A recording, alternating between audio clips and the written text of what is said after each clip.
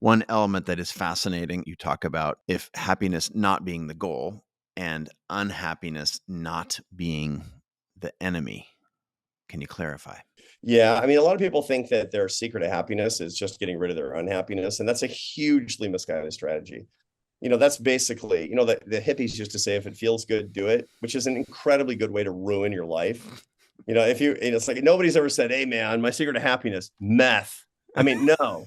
I mean, that's, the pursuing pleasure is not the secret of happiness. All that will do is it will, create all sorts of suboptimal, you know, synaptic series in your brain that will lead you to subjugation and addiction and misery. But the same problem is people who say that, my secret to happiness is trying to never feel unhappy, never feeling stressed, never feeling sad, never feeling angry, never feeling disgust. That's wrong, because you need aversive emotions, because if you didn't have them, you'd be dead. You need them to alert you to bad situations, but also you need negative experiences for growth and change as the person.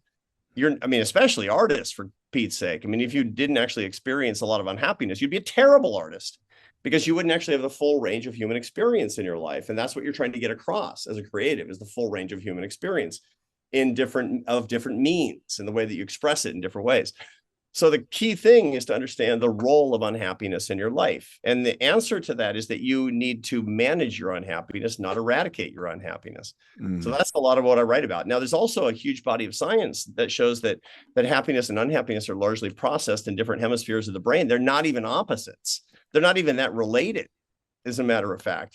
People go through their day feeling, 16% of their day is spent almost entirely unhappy. 41% of the day is spent almost entirely pleasant, happy. It's lower amplitude. I mean, you're kind of in a positive idle. 33% of your day is spent in mixed states, which is usually kind of happy, but punctuated with something that's bothering you. I mean, that's just life. And it's coming from different parts of the brain. Different parts of the limbic system are producing these different positive and negative emotions. And your emotional balance is that full life. I mean, there's a Saint Irenaeus, this Catholic saint from the 2nd century. His most famous quote is that the glory of God is a person fully alive. He didn't say the glory of God is a happy guy. He said it's a person fully alive. And every artist watching us right now, or listening to us right now, knows that to be fully alive means suffering a lot.